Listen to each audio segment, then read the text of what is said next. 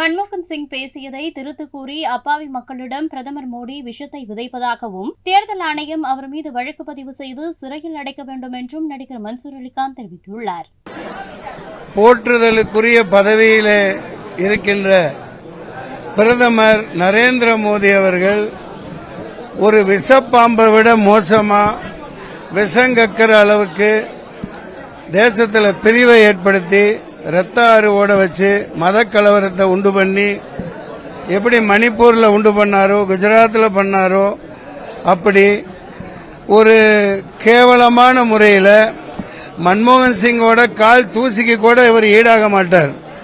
மன்மோகன் சிங் மிகப்பெரிய ஒரு பொருளாதார வல்லுநர், பைனான்சியல் நிபுணர். கொஞ்சம் அமைதியா இருங்க பிளீஸ்.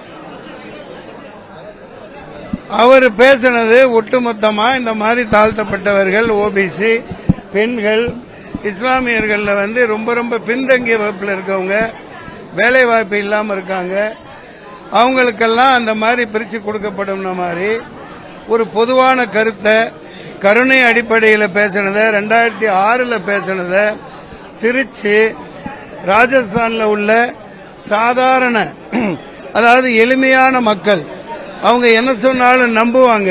ஏழைகள் அங்கெல்லாம் படிப்பறிவு இல்லாம தான் பெரியார், அண்ணா, நம்ம அயோத்திதாச பண்டிதர் இப்படியெல்லாம் இங்க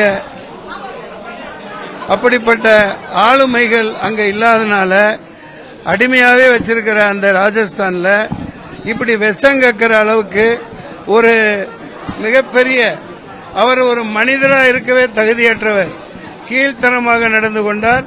தேர்தல் ஆணையம் ஆண்மை உள்ளதா இருந்தா, பொறுப்பு உள்ளதா இருந்தா, வெக்கம், மான, சூடு, சொரணை இருந்தா, பதவியில அவங்களுக்கு ஒரு ஒட்டு உணர்வுன்னு இருந்தா உடனடியா இந்த பாரத பிரதமர் நரேந்திர மோடிய பிரிவு செக்ஷன் 123(3)A இந்திய தண்டனை சட்டம் 153A, 154B, 298, 504 மற்றும் இந்திய தண்டனை சட்டம் 505 படி அவரை கைது செய்து தீயார் ஜெயிலில் உடனடியாக அடைக்கணும். செய்திகளை உள்ளது உள்ளபடி தெரிந்து கொள்ள ரெஃப்ளெக்ட் நியூஸை சப்ஸ்கிரைப் பண்ணுங்க.